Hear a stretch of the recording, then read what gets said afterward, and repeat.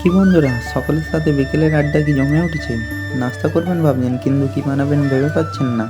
সাথে কি একটু খিদে খিদেও ভাব পাচ্ছে। তাহলে আর দেরি না করে চটপটে এরকম কিছু একটা বানিয়ে। হ্যাঁ, দেখে আবার লুচি ভাববেন না, এটা কিন্তু লুচি না, এটা সম্পূর্ণ আলাদা। তো কিভাবে বানাতে হয় দেখে নিন। প্রথমে কিছুটা ময়দা নিয়ে নিন একটা পাত্রে। খুব বেশি নেওয়ার প্রয়োজন নেই, পরিমাণ মতো নিয়ে নিলে হবে। সাথে কিছু পরিমাণ সুজি দিয়ে দিন, মানে প্রায় 50 ভাগ, ময়দাটার 50 ভাগ সুজি দিয়ে দিন। দেওয়া হয়ে গেছে। এবার বাড়িতে যদি লিকুইড দুধ থাকে তো ভালো, আর না হলে কিছুটা পাউডার দুধকে ঠান্ডা জলে গুলে ঠিক তারপরে দুধ দিয়ে ভালো করে গুলে নিতে হবে। ফেটাতে হবে, ঠিক বেসন ফেটার মতো, তবেই না চপের মতো ফুলবে। দেখতে পাচ্ছেন কীরকমভাবে ফেটানো হয়ে গেছে।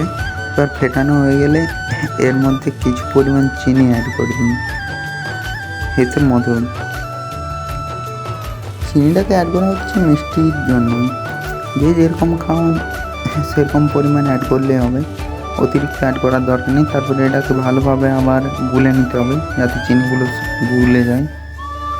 তারপর এটাকে একটা বাটি দিয়ে, বাটি বা ডাবু আপনারা হাতাও ব্যবহার করতে পারেন। আর এদিকে কড়াইতে তেল গরম হয়ে গেছে, তো আর বেশি দেরি না করে চলুন ছাকা যাক। তো প্রথমে এরকমভাবে এটাকে দিয়ে দিতে হবে।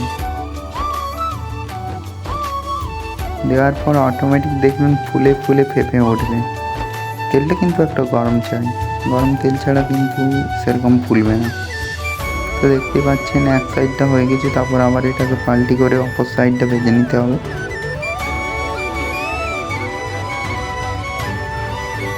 আর এভাবে ভাজা হয়ে গেলে দেখতে পাচ্ছেন ঠিক চপের মতো লাগছে। অনেকেই ভাববে হয়তো চাপ ছাকা, কিন্তু চপ ছাকা না। তো একটা হয়ে গেলে আবার একটা এরকমভাবে একটাই দিতে থাকুন, কারণ দুটো বা তিনটে দিলে ফুলবে না বা অসুবিধে হবে কোনো রকম। আর এইদিকে আমাদের 6 থেকে 7 পিস ছাকা কিন্তু হয়ে গেছে। তো আপনারও পরিমাণ মতো একটা বা দুটো ছাকলেই হবে। তো বাড়িতে বানিয়ে একবার অবশ্যই খেয়ে দেখবেন বারবার খেতে ইচ্ছে করবে। আর ভিডিওটা ভালো লেগে থাকলে একটা লাইক আর চ্যানেলটিকে অবশ্যই সাবস্ক্রাইব করে দেবেন।